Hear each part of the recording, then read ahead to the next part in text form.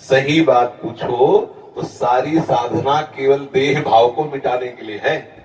देह भाव मिट्टी, जो भाव करो वही आनंद में डूबो, चाहे आत्मस्वरूप ब्रह्म भाव करो, चाहे भगवत भाव करके सखा सखी गोपी गोपा जो चाहो भाव कर लो, क्योंकि आत्मस्वरूप कैसा भाव करो जैसा। विचार करना, जैसे मानो एक सन्यासी है, वो आत्मस्वरूप को निर्गुण निर्विकार देख रहा है, अनुभव में आता है ना। एक भक्त है, उसे दास रूप में देख रहा है।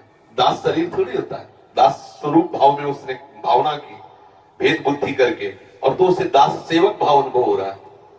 जो जैसे भावना करता है आत्मस्वरूप, जैसे अभी हम देह भाव में हैं, तो हमें यही तो लग रहा है मैं यही हूं, तो आत्मस्वरूप की भावना हम देह भाव में कर लिए ना।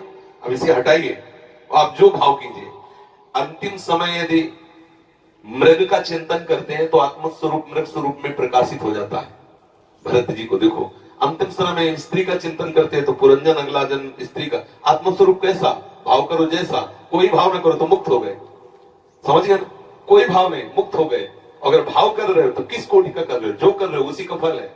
अपने लोग क्या भगवत भाव, अपने लोग क्या सखी भाव, अपने को सखा भाव, अपने को दास भाव, जो भाव करो सो वो आपको प्रभु ऐसे ही अनुभव, आत्मस्वरूप प्रभु है। और कोई भाव नहीं तो जीवन मुक्त हो गए।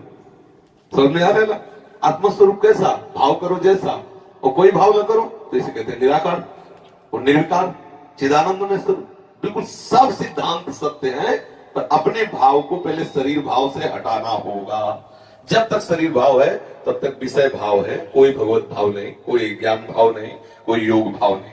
योग में भी चित्तवृत्ति का निरोध करके विषयों से हटाकर आप परमात्मा स्वरूप प्रभु में लगाया जाता है। ज्ञानी जन देह भाव का नाश करके अपने स्वरूप में स्थित हो जाते हैं। भक्त जन देह भाव का नाश कर भगवत स्वरूप में, जिसे आत्मा कहते हैं ज्ञानी जन, भक्त जन उसे भगवान कहते हैं, योगी जन उसे परमात्मा कहते हैं। तो वही एक तत्व, समझ रहे ना। ये देह भाव हटाना, तुम पुरुष न थे ना हो न रहोगे।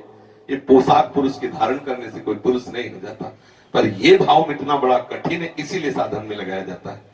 अगर भाव अभी समझ में आ जाए तो अब भी आत्मा का कोई बंधन नहीं है। इसीलिए मोक्ष भी झूठा और बंधन भी झूठा। अब वो कोई कहेगा शास्त्रों में इतना मोक्ष का महिमा लिखी है, तो मोक्ष भी झूठा है और बंधन भी झूठा है। जब बंधन ही झूठा है तो मोक्ष कैसा, किसका? सहज स्वरूप मुक्त आत्मा का कभी बंधन हुआ ही नहीं, तो झूठा ही तो है मोक्ष। बता, आप बताओ कभी आत्मा का बंधन हुआ क्या? कभी आत्मा का त्रिकाल में कहीं बंधन शास्त्र में लिखा हो तो मैं बताओ। तुमने माना, तुम्हारी मान्यता ही बंधन है, तुम्हारी मान्यता ही मोक्ष है। खत्म के अब वो मान्यता जितनी जल्दी तुम बंधन से हटा पाओ उतनी जल्दी मोक्ष को प्राप्त हो गए। यही मोक्ष है, न बंधन है न मोक्ष है। बंधन और मन मोक्ष ये मन की मान्यता के अनुसार है। आप अपनी मान्यता को मन से हटाकर स्वरूप में स्थित कर सकते हैं। इसी के लिए बहुत से साधन बताए गए, ज्ञान मार्ग, कर्म योग मार्ग, भक्ति योग मार्ग। जिस मार्ग से चले, ये प्रपंच का जो है ये वैराग्य भाव जब तक नहीं आएगा तब तक आंतरिक बातें समझ में नहीं आती। चाहे प्रवचन जितना कर ले, चाहे जितना सुन ले।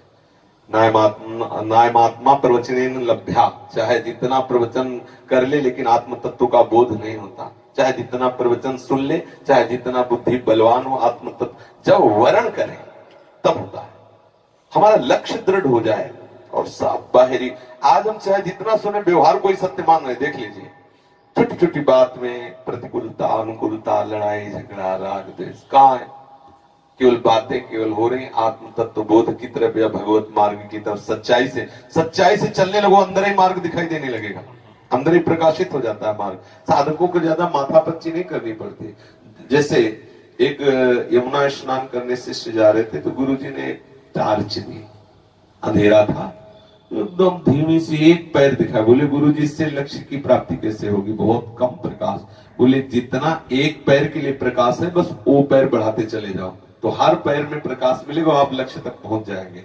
बस ऐसे ही हमें जो नाम मिला है, थोड़ा चिमचिमाहट सी लग रही है आनंद की, उतने भी आप चलना प्रारंभ कर दो, आपको लक्ष्य तक पहुंचा देंगे। होता क्या है, हम इस बात में परेशान रहते हैं, ये मंत्र नहीं वो मंत्र। मंत्रों से कुछ नहीं होना, चिंतन से होना है।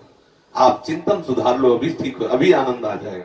कुछ न जपे, कुछ न जपे, कुछ न चाहे, जीवन मुक्त हो गए। ये जितना चाहे संन्यास मार्ग हो चाहे भक्ति मार्ग हो, ये जो नाना प्रकार के भागवतिक बातें हैं, ये विषय चिंतन मिटाने के लिए है। एक स्थिति ऐसी आती है, पूर्ण कृतकृत्यता का अनुभव होता है, वो जप वाला भी नहीं रहता। और संतों ने तो इतना कहा है कि आराध्य देव ही उसका जप करते हैं, वो तो पड़ा रहता है।